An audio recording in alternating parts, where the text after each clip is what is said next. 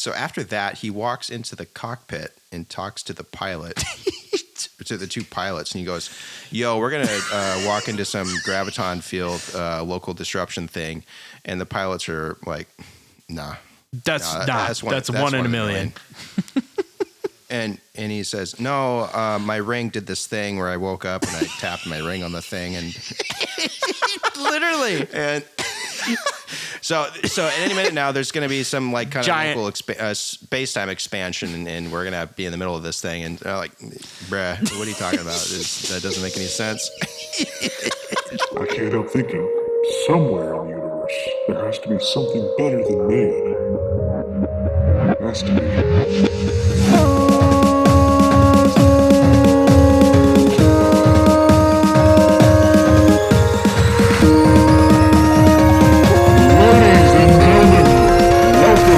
Ascension to 10.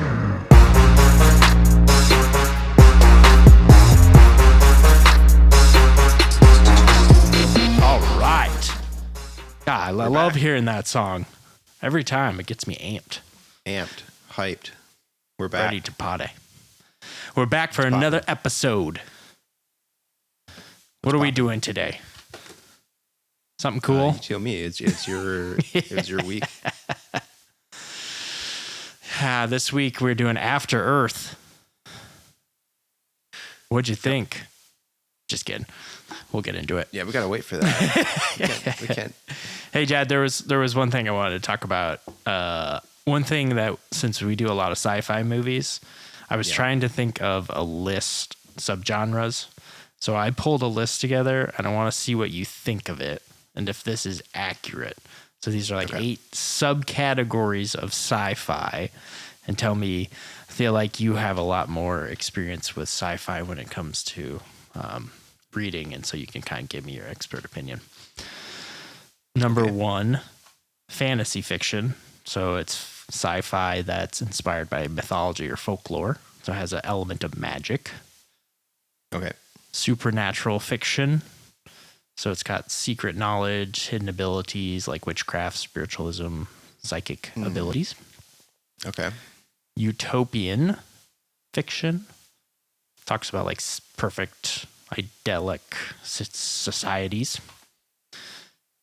Dystopian, so the opposite, just problematic things like government rule, poverty, oppression. I'm not sure why they're separated. I feel like those should be combined. But anyways. Yep. This one is one that it makes sense, but when you say it out loud, it sounds funny. Space opera. Yeah, I've heard of that. Okay. Yeah. So it's stories that are kind of based around romance and adventure, but still sci-fi, where there's a central conflict. Yeah. I would kind of say like John Carter was kind of like that, I guess, would he?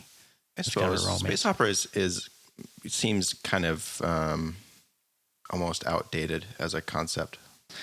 You know what I mean? Well, yeah. It seems like more of a historical type thing. Well, like in sci-fi, like a sci-fi series, I feel like it has more of a plot line that maybe has more of that. But especially when it comes to romance and stuff. So that's what I was thinking. But well, I think that I could be wrong about this. I think the romance part isn't necessarily the main thing. I think space opera just means big. Okay. Large scale. Okay. It is what comes to mind. But I could be wrong about that. Space Western. So it's just sci-fi, but it has elements of like a Western style. I feel like we've seen lots of those. Was there like Alien versus Cowboy and some other ones like that?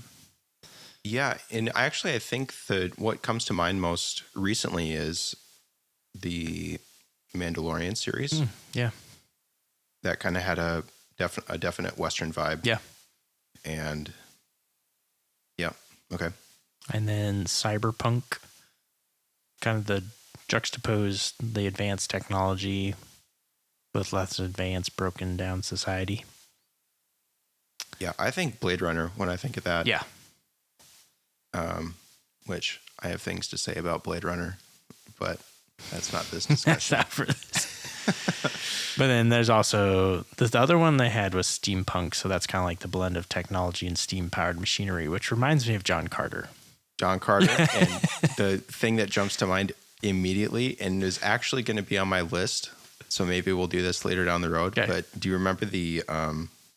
It's actually fitting because of today's movie. But Wild Wild West. Oh man, or whatever that was with Will Smith. Oh yeah, that was the giant spider and stuff. Steampunk thing. Oh, yeah. Well, that's what you said. Steampunk. Is that what you said? Yeah, they called it steampunk. Yeah. So. Yeah. I think that fits. Yeah. But I thought that was just kind of interesting, kind of seeing all those laid out. Because then when I read them out loud, I kind of think of the movies that kind of correlate to those. So, what was the second category? Supernatural fiction. Supernatural. I don't have nothing came to mind in the sci-fi realm. Well, supernatural. The only thing I could think of with sci-fi is more like the superhero movies. Oh, interesting. Because that's like hidden or secret knowledge or hidden abilities. I don't know. That's the only one I could think of. That one was the hardest one. Like the dystopian, utopian. We've all seen movies like that. So, yeah, very interesting. It is interesting. Well, you had texted me that list, or not that list, but the idea. And I was trying to think of things, but you were one of the examples that you said in the text, but you didn't say here was time travel, that kind of stuff. Yeah. But I guess that's just kind of can be part of any. It can be part of any of those. If it's just kind of more standard sci-fi type stuff. Because space western time travel, well, I guess time travel. So I was kind of thinking of like Guardians of the Galaxy kind of for space western style. So, I would argue that all of Star Wars is a space western because, well, I don't know that maybe I'm just kind of clouded by or biased by Mandalorian recently because that's kind of been more of the recent Star Wars offerings. Well, I feel like that one's quite different from, the way it's set up and the style. Because, it's focused on one person throughout the whole thing versus Star Wars where you have to kind of break out. But although you say that, but have you seen all of The Mandalorian? Mm-hmm. Did you watch the Book of Boba Fett? I haven't watched it yet, no. That's an interesting one.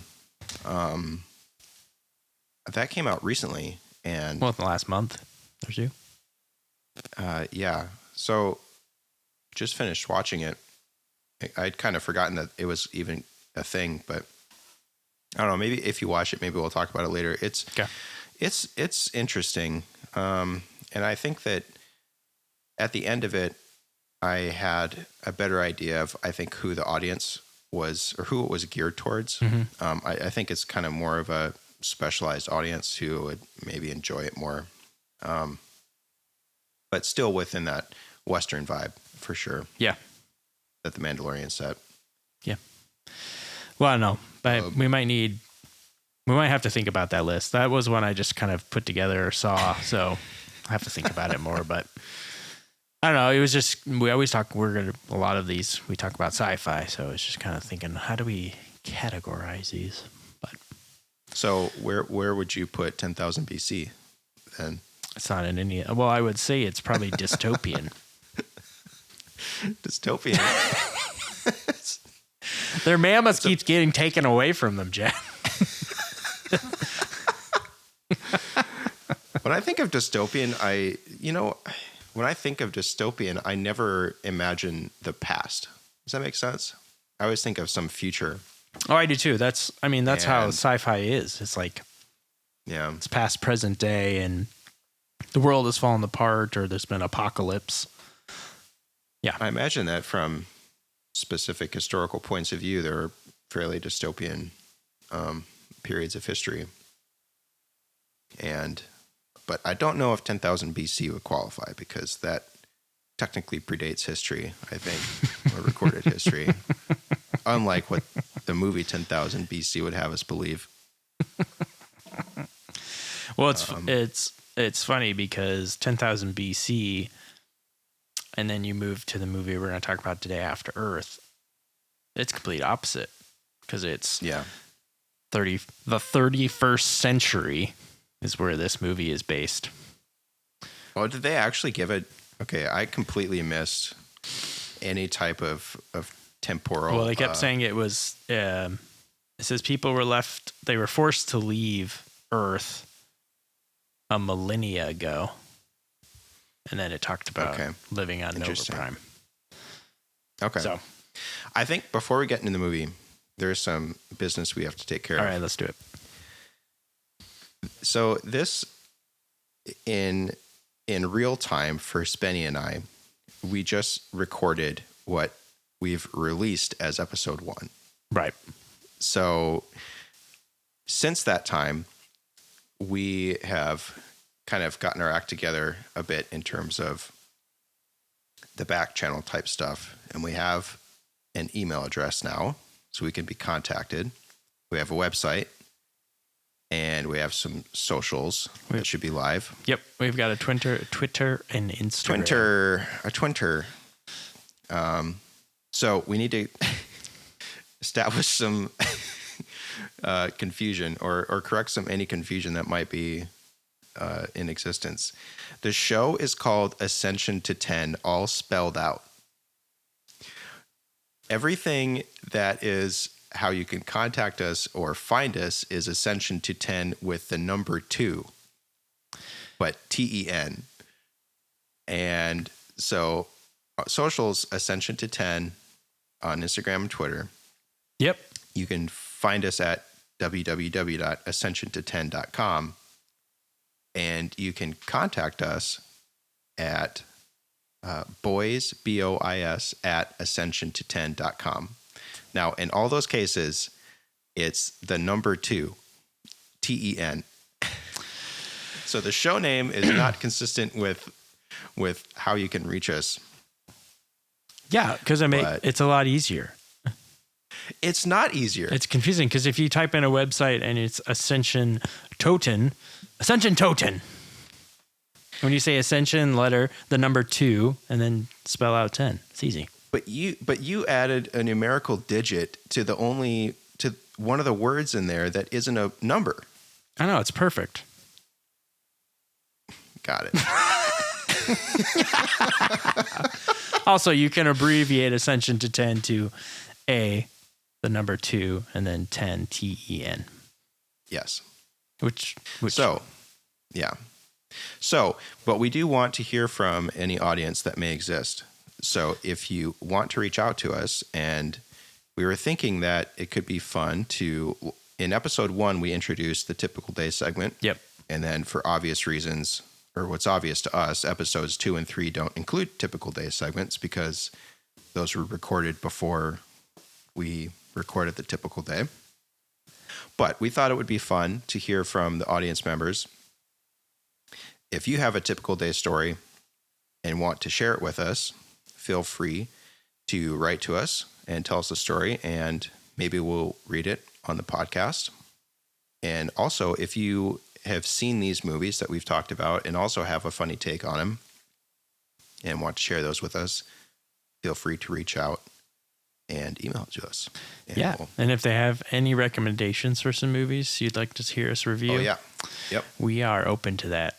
We've got a list, but we can always add more, especially if there's some that maybe we haven't heard of, or maybe someone knows of some old ones long ago that we can listen to. So we'd love to do that. Yep. Also, the only way to help us kind of reach out to more people is if you can help us kind of rate our podcast, give a 5-star, and leave us some comments, reviews, especially in the Apple. Yeah, I think they're big on that, which on this feedback stuff. So yeah. At the end of the day, we just hope it's entertaining. So yeah, that's ultimately what we're going for here. So okay, so that all the notes are out of the way.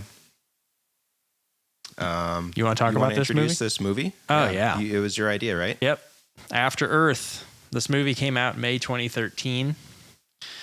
A little synopsis on us is: people were forced to leave Earth a millennia ago to establish a new home on Nova Prime. It's now 31st century.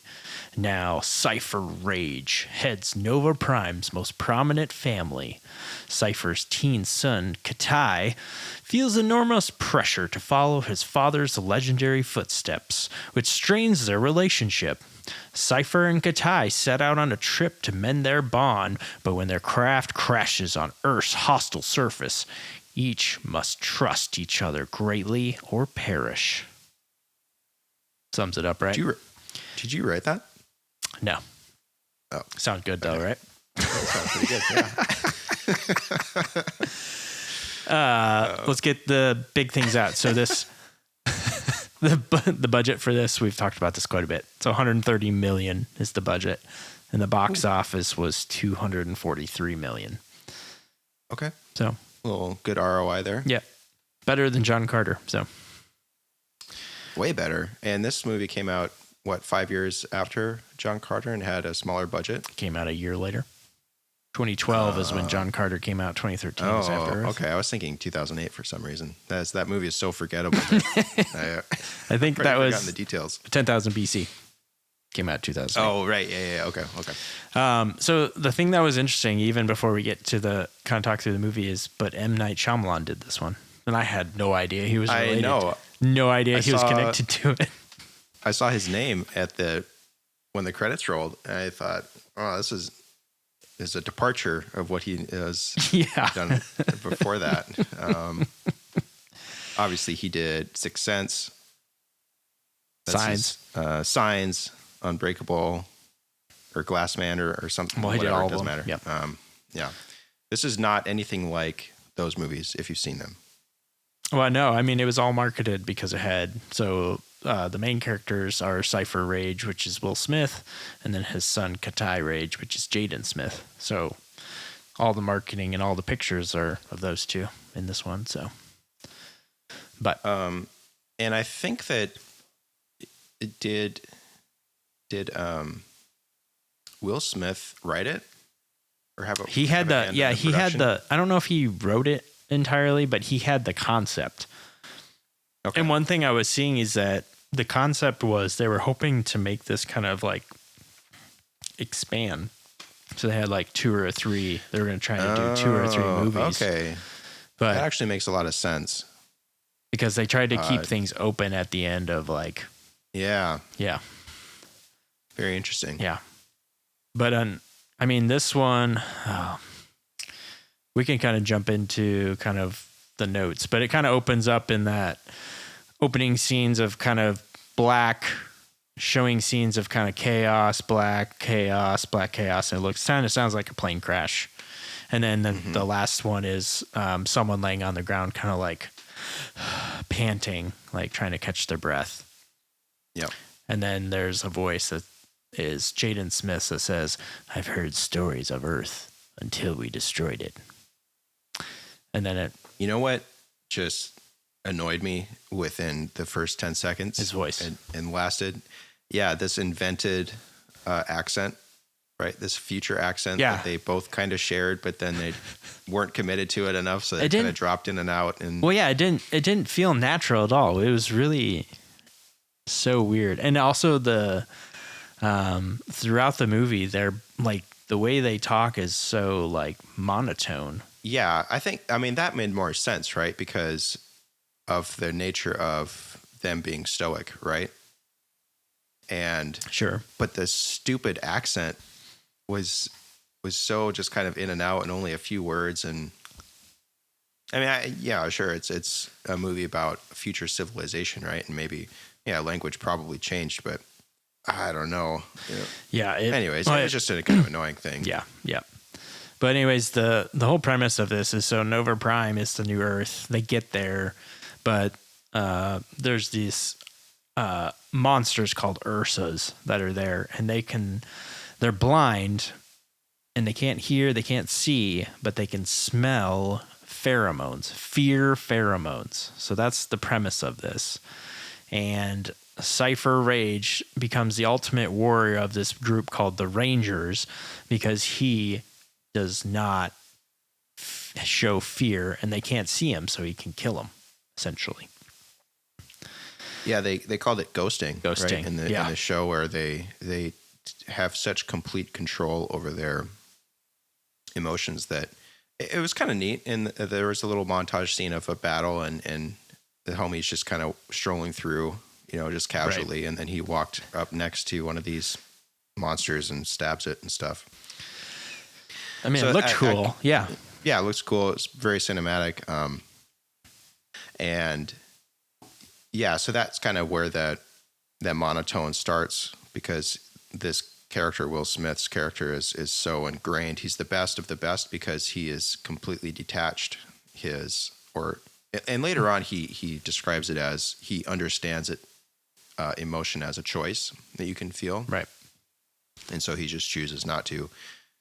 But in order to maintain that, he kind of has to have that detachment even when he's not in battle. Yeah. And that kind of becomes a narrative throughout the story with him and his son. Well, yeah, I said that it's kind of the son is looking for approval throughout this whole thing, and, kind of keeps making mistakes, essentially. The son is trying to join the Rangers in the next scene, and then he gets the review that he buckles under pressure from the main guy, and so he doesn't make the Rangers, and he has to come home and talk to his dad about, "No, I didn't make it." They said it was kind of weird dinner. Yeah. Did you happen to watch the trailer? Mm-mm. This is a classic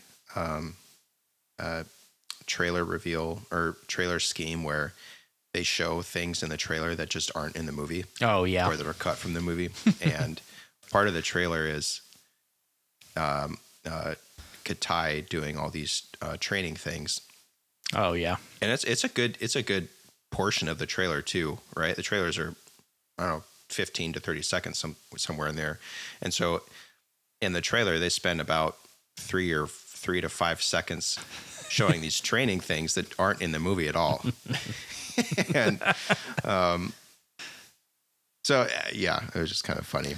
It was interesting. So they get done with this dinner. He walks away. He's upset. Blah, blah, blah, whatever. But did you notice, so a lot of stuff is 3D. It looked like 3D printed again. Yeah. A lot of home orbs look like webs and stuff. Did you notice the CGI backgrounds? So one thing I was watching is a third of this movie is CGI, and it looks not as clear as the film stuff. So I just thought that was kind of interesting. I was curious about that because this stream that I watched this on my computer, mm-hmm. and for some reason I couldn't stream a high def version of it, and so I just had to stream basic. Ooh. I don't know, it was 14p, and so it was a lot of it looked blurry. Okay. And I was just curious. I was assuming that it was on my end. No, it was. And throughout the movie, there's a part further down. I'll talk about it more, but just the CGI stuff didn't have the same quality as what they filmed, because it was shot in 4K, and that was, I think it was one of the kind of earlier ones that was full on 4K.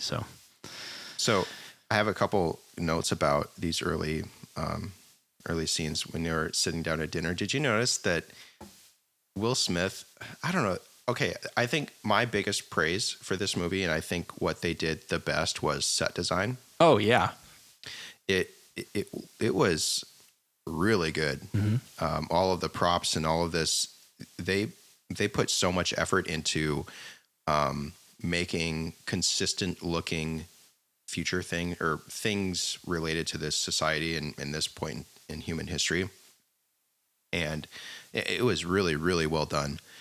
But some weird things, choices they made, Will Smith's character eating dinner with 3-pronged chopsticks. Did you see that? Yeah. There's these clear plastic chopstick things, but it's a tripod of chopsticks. And but then the wife was eating with a spoon that was split in half. It was kind of this 2-pronged thing, but it didn't move. It was just a solid really bad fork and a really bad spoon. and then did you notice that there wasn't a single door in No, yeah, there's no doors. There were no doors in the buildings or the ships or the I guess other hangar things. It was just overlapping pieces of cloth or something. Yeah, it was weird. And it was really weird. But consistent. And that was, I don't know, something that just caught my eye. And so, but this is the future, right? It's they've mastered star travel and yes, I don't know, alien beasts and stuff or whatever. And they have all these cool fabrics and materials. But this is one of those things I was talking about in, I think, John Carter, where it's this blend of future and non-future things where the main weapons are just swords. Yeah. Right. Basically, they have no guns. They just fight with swords and stuff. Mm-hmm. And then they show one injured soldier that doesn't have a leg, but he's chilling on a hovercraft. Yeah. And so he can chill on a hovercraft, but they don't have the ability to regrow a leg or something, you know? And so I don't know. Yeah, I also kind of had a comment about the one-legged soldier because so after the dinner blows up, the dad has a conversation with his wife and she's like, he really needs you. Like, he's putting a lot of pressure on himself. He needs his dad. And so he's like, well, this is my last mission, and then I want to work with you, honey. And so he tells his son that he's going with him to this mission to Ifidos, some I think planet. It's a training thing, right? Yeah, it was like they train rangers. It's like his last training with rangers. So they go and they're boarding up a ship, and the one-legged soldier comes up and thanks him. Saved his life. Didn't save his leg, but saved his life. But they're in that scene, you see how they're loading the ship with, I mean, it looks like a giant piece of coral, right? Yeah. I mean, that's what I said, like a gray piece of like dead coral going into the ship. And the ship looks like a stingray, didn't it? Okay. I thought that the ship I didn't have it as a stingray. Okay. But the ship was clearly something formerly living or currently living, because the interior, the framework of the ship on the inside were clearly bones. Yeah. Right. Okay. It was clearly a skeleton. Yeah. Okay. And later when they crash and stuff, and it's all blown apart and stuff, and things are hanging down, all the conduit and the cables and stuff are intestines and veins and stuff, right? Well, yeah, that was the most confusing thing ever. That's when that, yeah. That's why I made a comment later on. I was like, this doesn't make sense. Like, what is this thing? And now that you mention, throughout the whole movie, I kept getting caught up in how good the set was and how much attention to detail they spent on making things consistent and making it this future world that was unexplained, but cohesive. Mm-hmm. And it just didn't make that much sense to me why they would spend so much effort doing that. But now it makes sense. If it originally planned to make a series out of it, then they could have, at some point explained that, we combined biological type stuff with. Well, that's a lot of the stuff there's a lot of pieces where it doesn't make sense. Like there needed to be some sort of additional backstory or some information on, like how some of these, like the vehicles and some of the other stuff just came to be. Yeah. So it was and also you mentioned the Ursas, that's the monsters that hunt by smelling fear, essentially.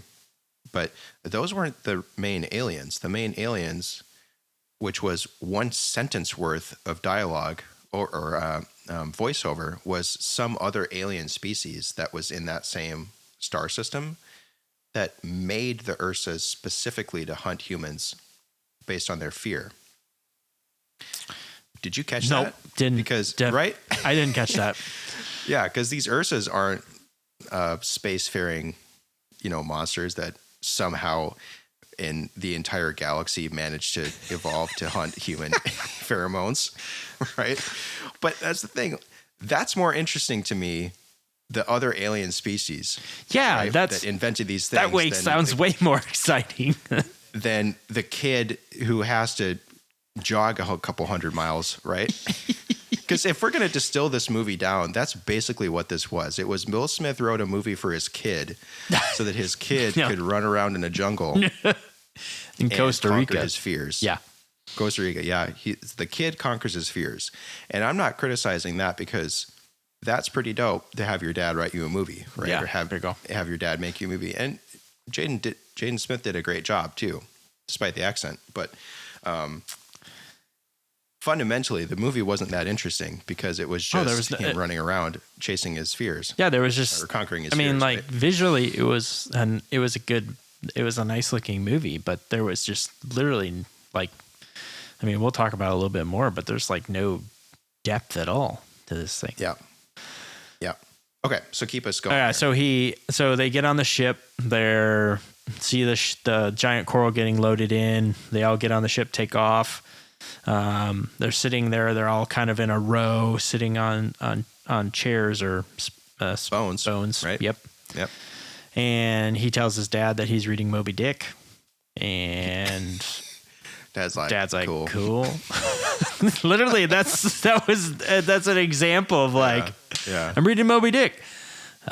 Cool. All right. Well, I gotta go.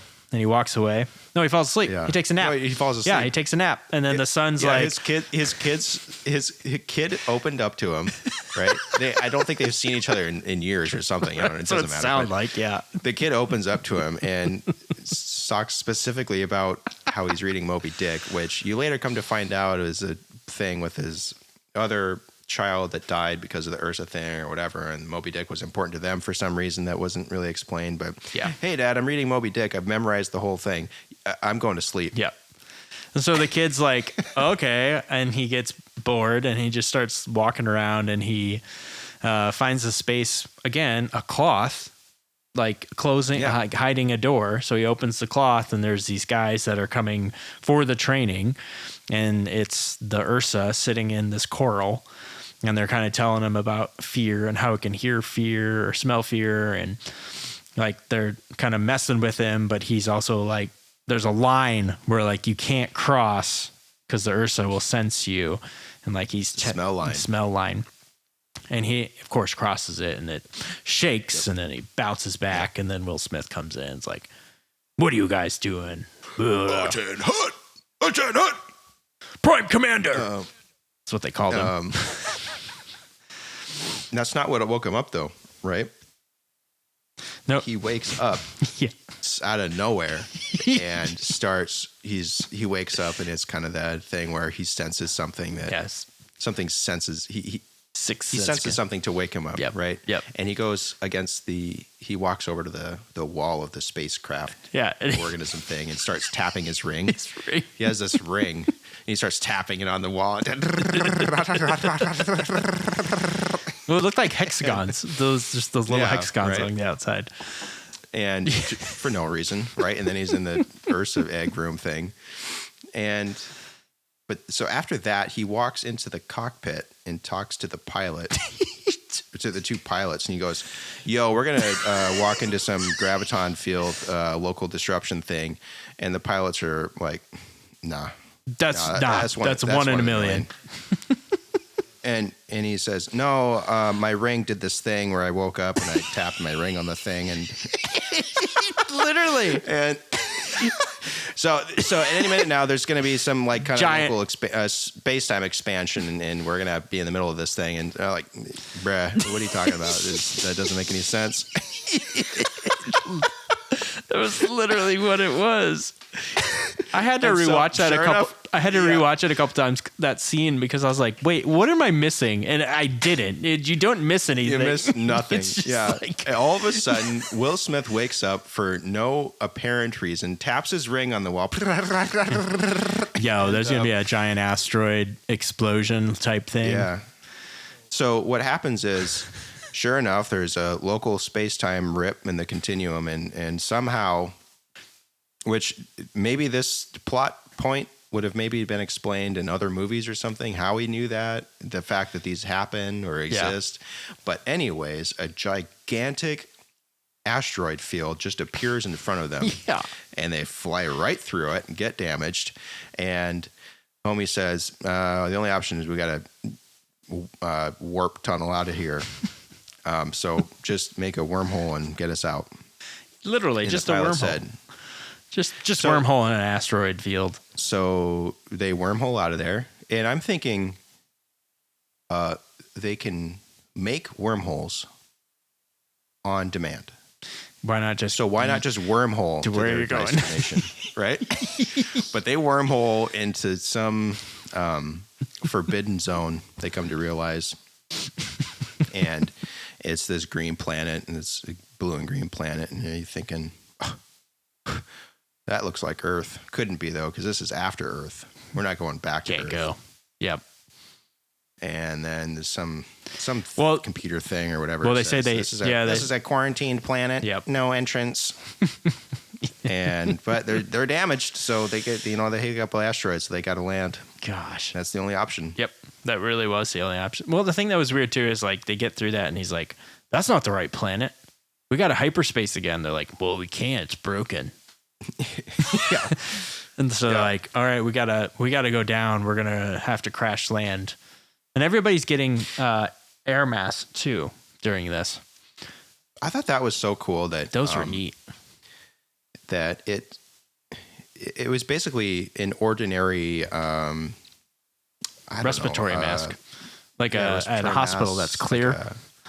But it didn't have any source of gas, right? There was no oxygen tank or something, and I thought that was really cool because why not? Why not have a material that can, provide or exchange the gases that you need to breathe in the future without having to supply it, right? Yeah, it was cool.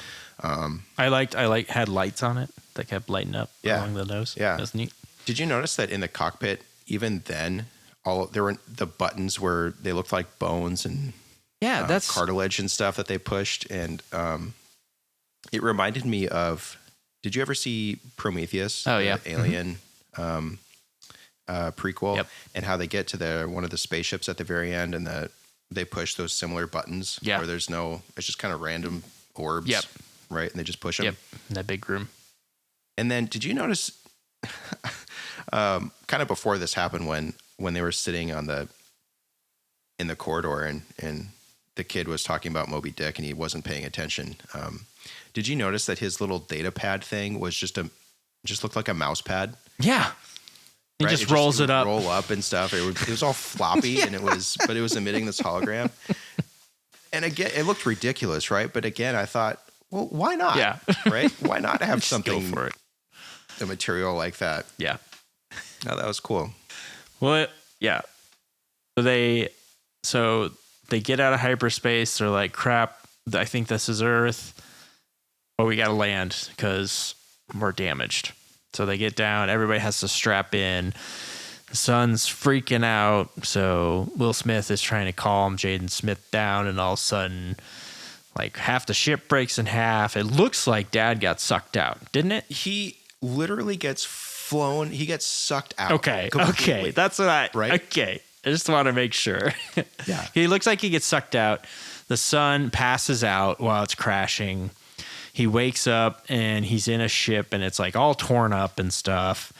And like he's walking around. He finds this dead person in one of the doorways, and like the doorway is like keeps closing on him slowly.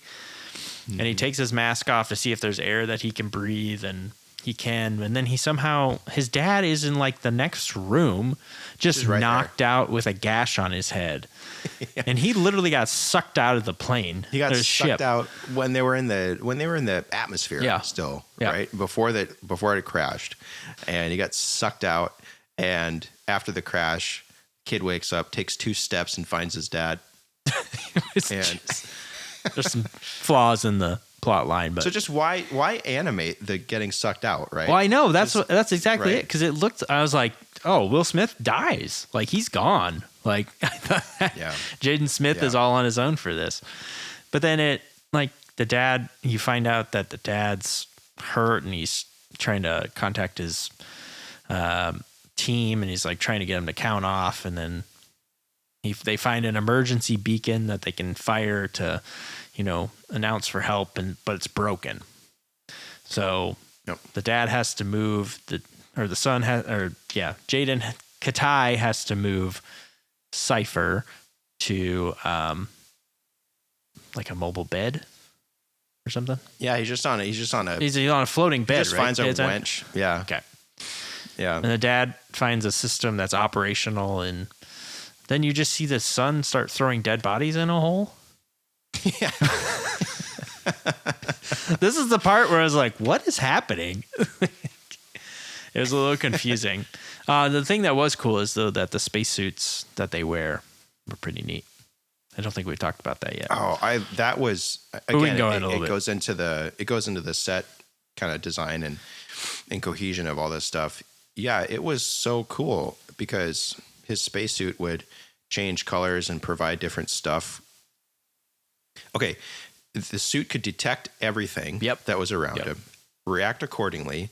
It would provide, I don't know if it would really provide anything, but it kind of had these GoPros on it so that you can see behind his progress could be tracked and stuff. The one thing it didn't do is provide any warmth. Yeah, apparently. Right? Yeah, as we'll come to, because it's a spacesuit that can't keep him warm at all, which will become important later. Yeah, but so the whole premise of this is they calculate where the other piece of the ship is, the tail, and that has an emergency beacon on it. And the only way they can get off the planet is to do this 100-kilometer journey to the emergency beacon. Come out to find out that this General Ranger, is it Ranger? Anyways, doesn't matter. Yeah. He has both broken legs, one's severed. Basically, they have to get the beacon or they're going to die. And they check the atmosphere of Earth, and it's not quite as sustainable. You can live for a short period of time, but they have to take these aerofiltration vials to kind of have liquid in it or something. And he has to take one every 24 hours, and they have 6 to last him. Pretty sweet. It basically looks like, you bite on it and suck it in. It looked like a gusher to me. Yeah. You know how those, that was the best thing the closest thing I could think of, but yeah, it was this jelly thing that you bite into and suck the goo out or something. I don't know if you breathe it in or it doesn't matter, but yeah, it's a limitation for what he can do, right? Yep. He gets those, and then his dad says, take my cutlass. It's a C40. It's got full 22 configurations. I mean, the sword is sweet. I mean, it's a Darth Maul double-sided sword. Right? Why don't they have guns? Come on. Nah, it doesn't help. Oh, but it is a dope Darth Maul thing. Yeah, and this is where you find out the planet is a Class 1 quarantine planet. Everything has evolved to kill humans. This is Earth. That's what he does. You've arrived to Earth. And then this is where one of those flashbacks comes to the Ursa killing his sister. Yep. So, yep. Yep. Honestly, all the kind of cool stuff in the movie is at this point done. It's pretty much that's over. it. Let's just wrap the show. Yeah. So the rest of the movie is then Katai running through the jungle. And the dad is just chilling in the ship. Yeah, I mean, he climbs up this giant cliff, free climbs it, and he gets to the top, and there's just he's standing there, and there's a bunch of birds and buffalo, looks like buffalo, something like that. Yeah. And the whole during this whole journey, he has to get to these things. I think they're called thermal nodes. They're different little spots, pockets that have volcanic or warm air. Otherwise, he'll freeze to death because every night it gets sub-zero, everything freezes and you die.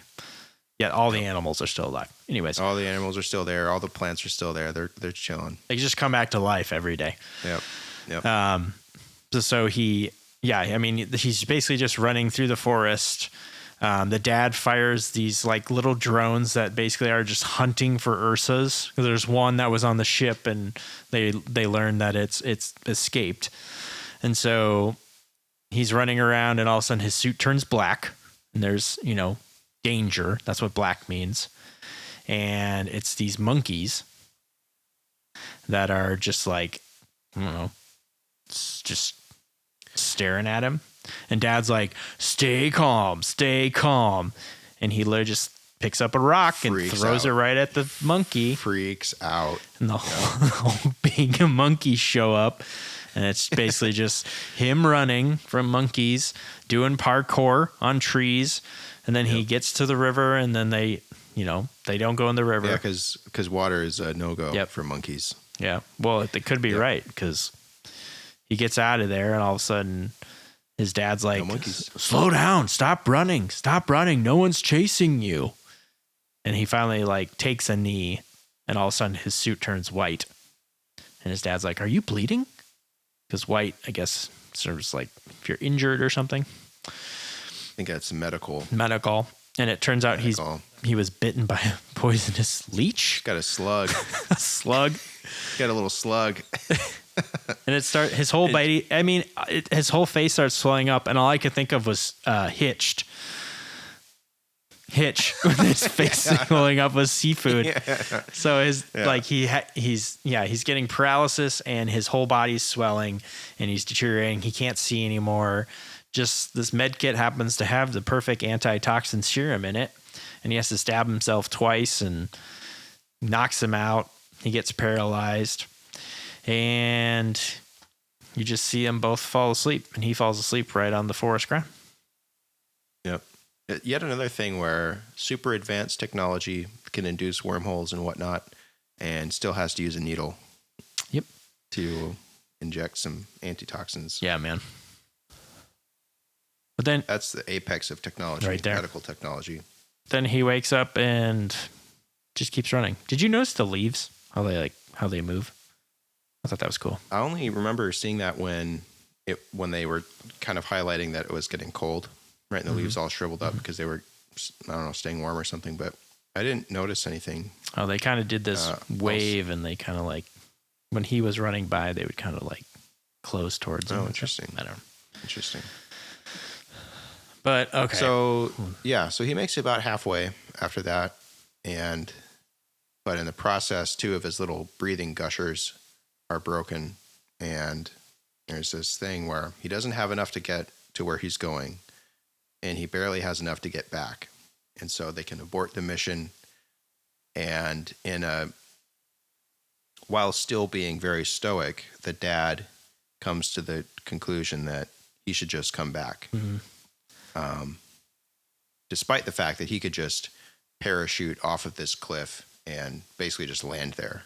He could just land there immediately, right now, if he were just to do this little free diving thing. His suit turned into one of those gliders. Little wingsuits. Yeah, right? like a wingsuit. Yeah. But low probability for that being successful, and the dad's, saying, well, we're going to die here, so we might as well die together kind of thing. That's kind of the vibe. And so I'm not going to die with my kid, never knowing that I love him, and that's kind of what I got out of it. Yeah, there was them yelling at each other about who was to blame for the daughter's death, their sister's death. Yeah, that was the big. So then he's yeah, and so he said, "No, I'm just gonna go, bruh." Yeah. So he takes a running leap, and then so he jumps off the cliff and activates his paraglider suit, and then out of nowhere, a gigantic eagle just attacks him. Yeah. Right. That was crazy. And immediately, this eagle came out of nowhere and started attacking him. And long story short, captured him, and he wakes up in his nest. Now, 2 things. It's a big nest. Okay. Now, I took ornithology, right? So I love bird facts. Do you know what a bird of prey nest is called, Spenny? No, I have no idea. It's called an eyrie. Oh, an eyrie. It's made out of a bunch of sticks. Yeah. And stuff. Well, it looked like a sticks. Yeah. Yep. So the other thing, when I was watching this, I'm gonna take an aside if that's okay. Yeah, go ahead. And tell a story that may altogether be more interesting than this movie. Yeah. So I think I told the lounge this or to our group chat this, but it's been a long time. I think it was spring of 2019, so early 2019. I was still in grad school, and this particular day, it was a weekday. I was headed into lab, and it was a really nice morning. So I left really early to take an extended motorcycle ride. So I went outside of the city and kind of looped around and did all these highways that were, a mix of twisty and turny, but not being super busy. So I was having a great ride, and I was headed back towards Nashville. And the highway the highway that I was on at the time was pretty empty. There was a car in front of me, maybe 400 or 500 yards in front of me. Mm-hmm. And I could see this bird just kind of, it looked like it was kind of getting really close to this car that was in front of me. And I thought, well, that's pretty strange. I've never seen a bird do that. It looked like it was kind of diving towards the car, and it would swoop up at the last minute and then kind of dive again. And I was getting closer to where that exchange kept happening, right? And I could see then that it was this giant turkey vulture. And the car obviously kept going forward. The bird was kind of staying where it was. And I kept getting closer and closer and closer. The bird is kind of just chilling in that area, just kind of hovering. And I thought, well, I'm getting really close to this bird, and it's not really moving. And so I'm going about 55 or so on the motorcycle, and I'm getting really close to where this bird is. And it got to the point where the bird swooped up. He kind of took a couple flaps and got really high. So I thought, okay, well, he's obviously seen me now, so he's going to get out of the way. Dove right towards me, and I smacked him. He basically flew into my chest. And this could have gone so wrong in so many ways, right? If he had hit my wheel or if he had hit my handlebars or something. But I mean, I'm holding the handlebars with both hands, right? Mm-hmm. They're in front of me. And this giant, I mean, turkey vultures are huge. Yeah, they're right? huge. Their wingspans are 6 feet plus maybe. Mm-hmm. And the body itself is 2-ish feet. Mm-hmm. It's a big ass bird, right? And I hit it head on, going 55 miles an hour. It thuds into my chest. And it was insane. So it snapped its neck immediately when it hit me, right? And I'm sitting there, if you can picture me on a motorcycle, right? My hands are in front of me on both handlebars. And now I have this giant mass of bird on my chest and kind of in the cockpit area. So I had to shove it through my right arm because my right arm is controlling the throttle, right? So I had to shove it underneath my arm and like around the motorcycle. And somehow I didn't lose control or swerve or kind of shake. That's amazing. I just it hit me in the chest. I'm staring. What? I'm shoving it through my arm, and then it's like you're shoving it into a bag. Yeah, it literally is. I can't think of any other way to describe that.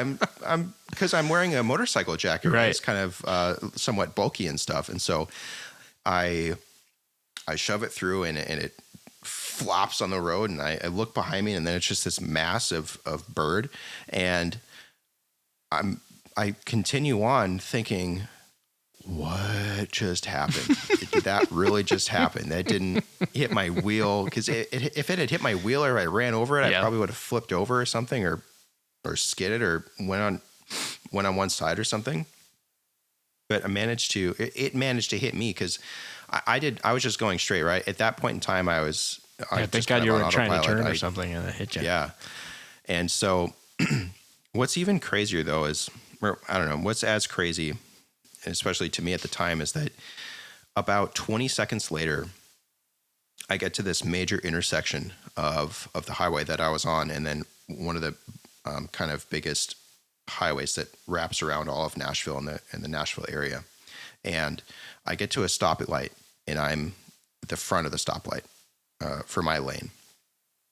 And I have so much adrenaline at this point that I'm almost freaking out because I'm just trying to keep it together, right? Because I don't know, you know, when you get adrenaline and you just kind of start feeling sick afterwards, after you come out of it. Well, I look across the intersection and I see Ian on his motorcycle. Ian's one of our best friends from school, and he was on his way to work, and I just happened to meet him. I had no idea what his route was to work. Yeah. And so I just happened to see him 20 seconds after I almost died from hitting this bird. and we have these helmet communicators that work off of like whatever. We can talk to each other in our helmets, right? And so I call him real quick. I'm like, oh, hey, dude. Just hit a bird. And, anyway, so that's basically the story. And I had flashbacks to this when this stupid bird scene came out of nowhere, like in this movie, right? Because he dives off this cliff and he's paragliding or wingsuiting, and then a bird, basically a giant vulture, comes out and snatches him. Yeah. And anyways, that's the story. That's riveting. I had no idea. I don't think I've heard that. Really? Okay. I think I may have. That day, the rest of that day, I was obviously just kind of shooken up about call it a day. And so I'm not really sure, how much I shared of it. But well, you and Jaden Smith have something very much in common. Yep. I mean, he wakes up and there's a bunch of baby birds, and all of a sudden there's a bunch of tigers jumping up into the Erie, and they're trying to eat the baby birds, and he's trying to help fend them off. And so he's got his, I think he just had a stick. I don't even think he had his cutlass. I think he did. Does he have he had his sword thing. Yep. So he's fighting them off, and he knocks one of the tigers down, and then the mom bird comes and rips out one, but all the baby birds are still killed.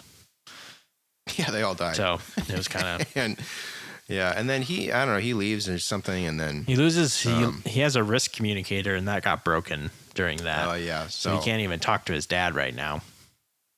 Right. So the rest of the voyage is on his own. He's on his own. So he happens to remember to get to one of the thermal nodes, which is a cave. And it has some ancient markings on the inside, and it has snakes in it that can fly. Yeah. Which just kind of like scared him, and that was it. Yeah. And then of course he starts making... Oh, and there was a magma river too. Yeah, there's a magma river. That's where he stayed warm. Yep. And that's where he made a map on the cave wall because, why not? Because the ancients do it. His map, his detailed map to figure out where he had to go was a straight line. Did you notice that? Yes. It was a straight line. From where he was to where he had to go. And it was one straight line that he painted on a cave wall. And that was enough to inform him. Yeah. So now he's in like this, it seemed like it was a deeper rainforest at that point. And he starts making a raft. Like he's like, oh, okay, I'm going to go down this river to find the tail, and I'm going to build this raft. It was like 3 logs. Huckleberry Finn for a while. And falls asleep, wakes up, it's really cold. He didn't find a note or something, and then he's screwed because then he's out in the open. Oh, he's going to die. Passes out from the cold because his spacesuit doesn't keep him warm. And then something drags him to safety, and he wakes up underneath that big bird again. The bird had no more offspring, and so... just randomly flies and finds him and saves his life. And saves his life, but then kills itself in the process, right? Yeah. So the eagle doesn't need to worry about thermal whatever up in the top of a tree, and it's surrounded by sticks. Right. But when he's on the ground, gets you. He dies because of the frost. Yeah, I mean, he finally So he climbs into a tree, finds the tail in the distance, gets to the ship. Yeah. This is where I'm like, whoa, this thing's made out of wood or bones. That's where I was confused. Yep.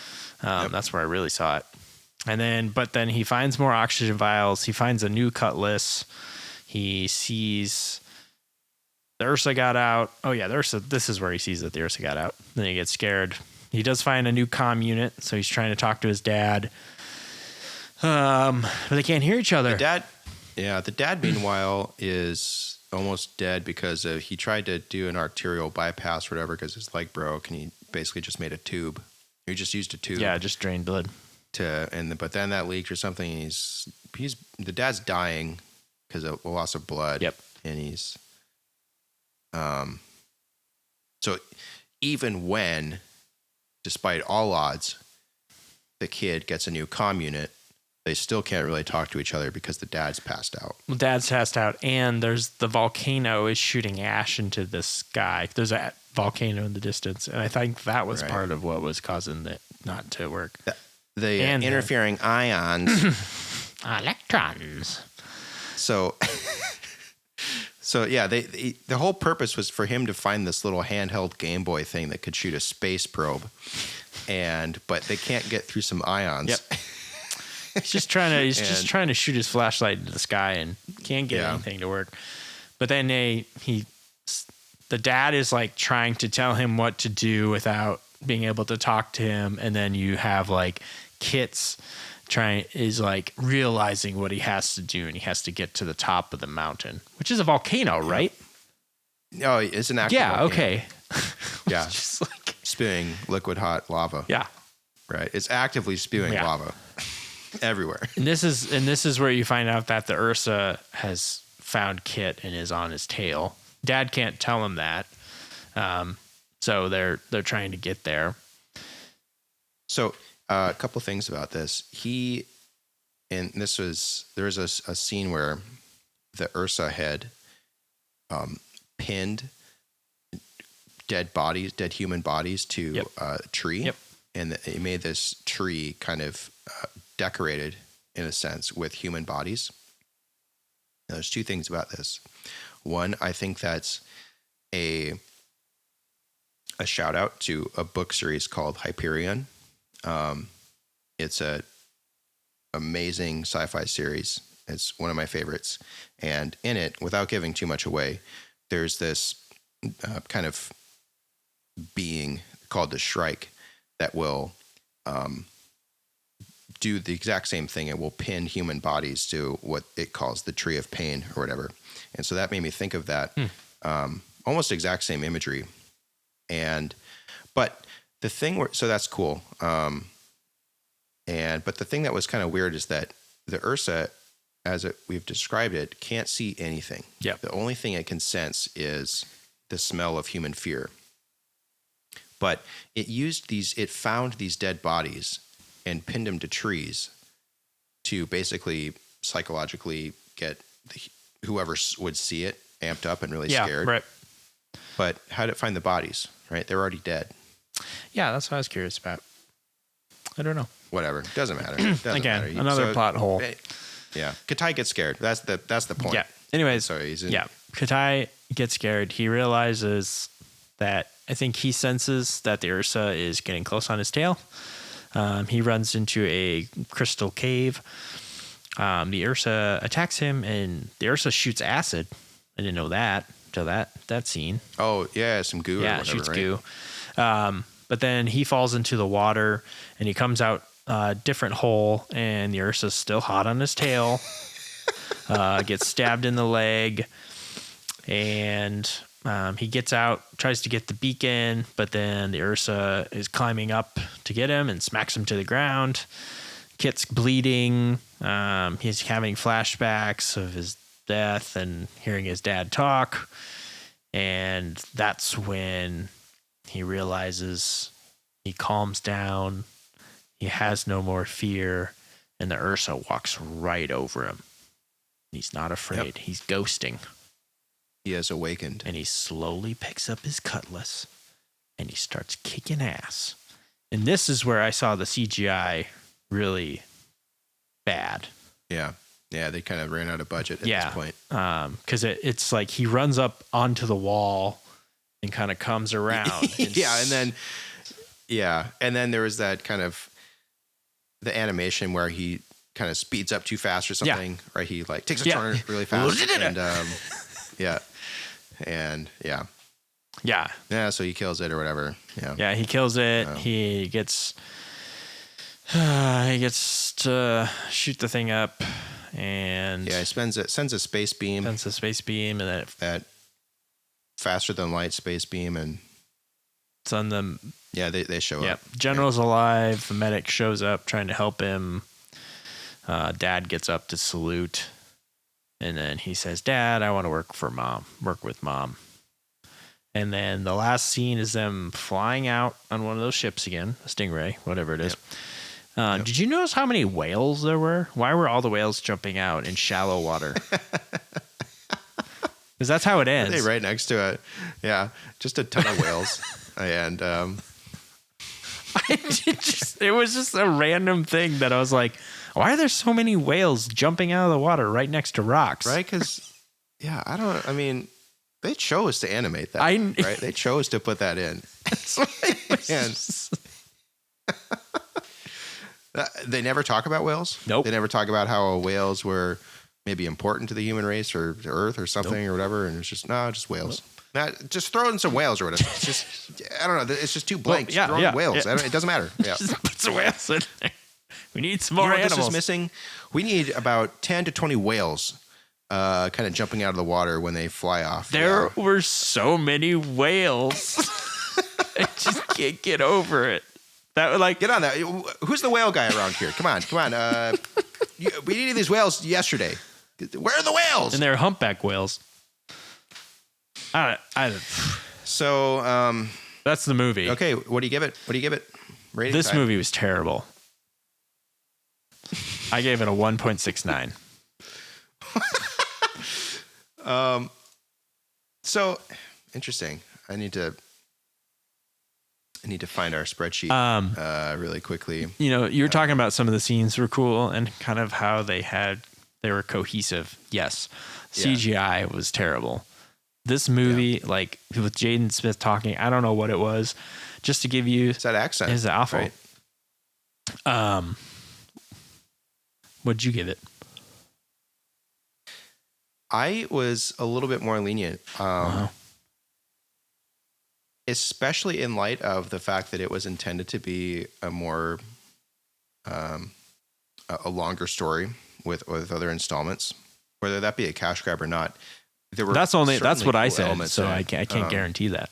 Maybe I made that up. Oh, you made it up? What? No, there was some article talking about it that they wanted to make another one, but it doesn't matter. That level of stuff, it might as well be made up, right? They weren't going to make another one. They always think they're going to make another one. I gave it a 3 out of 10. Wow. I think just because of the set design and all the stuff. Because did you notice that not only did the conceptual kind of artwork for the materials and the stuff, the containers, right, that he had to rip off the wall or that were that held the gushers or whatever. Mm-hmm. Did you notice that he just kind of pried them apart, right? Like you would an old, those coin purses that you would squeeze together, right? And they would come apart. Mm-hmm. That's what it reminded me of because it was kind of oval in shape, right? In a fabric of some sort, but he would just kind of pry open one section of it. And I'm thinking it must have been some type of practical prop because it looked really real, right? It looked really well done. And it must have been magnets or something, how it closed, but it came together so well. And I think I was just really impressed with that. And yeah, but you're giving it 3 out of 10 based on basically like 3 little things. well, and the prospect of how you've already said the ornithology was incorrect. So, well, I mean, the idea that they go to this other star system and find aliens already there, and then those aliens make 1 out of 10, right? It's 1 out of 10. No, you said 3 out of 10, so you got to go to first. It's 1 out of 10 now. Just so you know, Will Smith did say this was the most painful failure of his career. He stopped making films for 1.5 years after this. What? Yeah. Just because of the box office, it didn't even bomb. Did you know? Right? It made $100 million, yeah, right? But they spent another $100 million on just marketing the stupid thing. Oh, So maybe it broke him. so it's a wash. It's a wash. Right? Have you heard of the Razzies? Like worst movies. Razzies. Worst movies and stuff. Yeah, that sounds familiar. So Jaden Smith got a Razzie for the worst actor and for this. Just missed out on worst movie of the year. And then her dad got worst supporting actor, and Jaden and Will Smith got worst combo actors. Yeah. You know what? I think had they not taken it so seriously, it would have been way better. Yeah, because well, it's Will Smith's a good actor. Yeah, he's a really good actor, and I think that's part of why this is so disappointing, because he just wasn't. It wasn't anything that was in. It didn't feel like it was in his wheelhouse, and he's done a lot of good movies like I Am Legend, Independence Day. Well, I'm thinking, Oh, right. He did the movie with his son before this. It wasn't sci-fi at all. It was Pursuit of Happiness. It's Thumping Happiness, right? And so that was those two together. Yeah. And that was a great dynamic. I mean, had they not done the accents, I think it would have been better, because if you would have made it a comedy, I think it would have been way more fun. The movie was about a boy confronting his fears. Right? Yeah, That's yeah. What I mean, it about. was the adventure, the son coming of yeah. age. Yeah, conquering it. Had it been about humans battling aliens, that would have been a cool movie, because they had all the framework for it. They had all the artwork there. They had all the conceptualization ready to go. But it takes a lot of. I mean, when you only have 2 actors in a movie for the whole thing, I mean, it takes a lot. I mean, it just that Will Smith, I think he can do it, but I just don't think it had the combo for this movie. Just didn't work. Yep. This was the first time. This was one of the first ones where, I mean, outside of Tremors 6, but I was like, this one. I was like, yeah, this one. I heard it was bad, and it was bad. So this for you is in between Tremor 6 and 10,000 BC. You gave John Carter a 3.5. You gave it a 4. Yeah. And I gave 10,000 BC a 1, and you gave 10,000 BC a 2.5. Yeah. It's interesting. So, all right, this is the second worst movie for you then. Yeah, it's bad. That we've seen. I think I was kind of, pleasantly surprised with maybe how. Well, I don't know. I think I was just focusing on different things, because I don't know. I kind of sounds like you're romanticizing about something, and I can't quite figure out what it was. But anyways, yeah, maybe I just saw it on a good day. Maybe, man. Well, maybe. Cool. Well, that's the movie. Do we have any typical days today? It's been 2 weeks since we've had one. I mean, I guess I have a typical day. Go for it. Last couple, well, I guess it was kind of all compounded on one day. We've been trying to get a bed, new bed. We had to order it. Bed frame. Well, bed. Right? Well, bed frame, yeah. The headboard and stuff. We had a bed. We ordered it back in August. We got the bed in October. They got delivered, so people had to set it up for us. the people delivering it literally took a box cutter to the side, and it's a fabric bed. So we have a giant gash in it. Fast forward to... Well, but the funny part about that partly was that... They put the whole thing together and they didn't even notice, quote unquote. So I have a bed with a giant gash in the side, and they're like, hey, can you sign off on this? I was like, well, hold on. I need to go see the bed first. And the first thing I see when I walk upstairs, I go, there's a giant gash right there. So that turned into a dilemma of talking to customer service over and over. And they're like, the only thing we can do right now is we have to order you a new bed. And I was like, how long is that going to be? And they're like, well, 3 to 4 months because of supply chain issues, blah, blah, blah. So fast forward to a couple of weeks ago that I'm 3 to 4 months later. 3 to 4 months later, I am sitting there waiting to get my bed delivered. I walk up with the guys to say, hey, this is what they did. And they're like, oh man, that's terrible. Like that, we would never do that. And they take the bed apart. They go outside, they open the box, and they knock on the door and they go, you didn't change your order, did you? I was like, no. And they're like, well, this one's like black velvet. And I was like, what? So that ensued to contacting customer service again. They told me that they had to research at the warehouse to see if they could find it. Was on hold for 45 minutes, 3 or 4 times. Warehouse manager was supposed to call me back by the end of the day. Never got a call back. Called 3 days later. I got a new bed ordered. Supposed to be here in May. So another 3 to 4 months later. To be continued. Typical day. Typical day. Oh no. Do you want to talk about the windows, or is that another story? Oh yeah, typical day. We had to get some new windows for our house, and we decided to get some exterior black windows with white inside. And while the people were installing them, we came to see that all the windows had been sprayed with black on the inside, and they had painted them so badly that it was on the glass, and they're still trying to figure out if they can fix them. But it sounds like they're going to have to replace all my windows. So typical day. So yeah.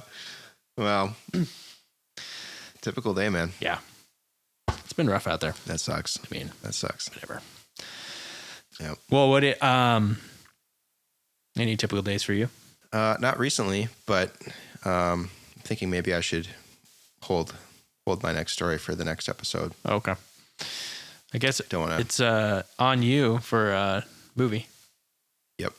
And the movie that we will watch and review next week, we actually kind of discussed amongst ourselves, but we're going Time Machine.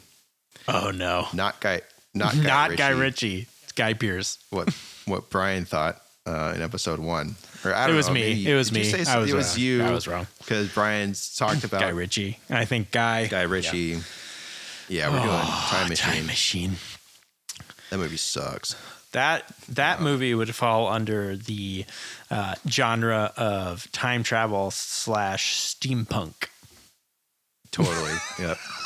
Some guys riding steam-powered penny farthing bikes and just rolling around London. And I definitely saw this one.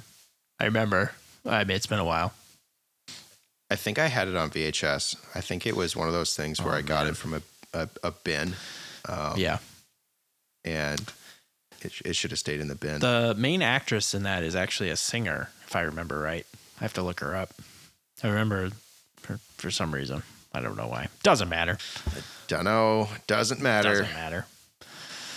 Well, if you have a typical day story, or if you have any insights on any of the movies we've discussed, reach out to us on our socials.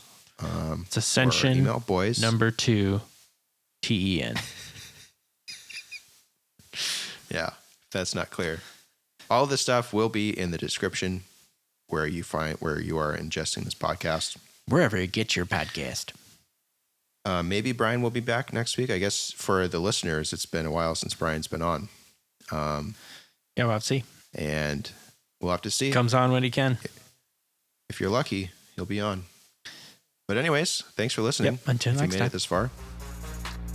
Until next time. Laters. Out.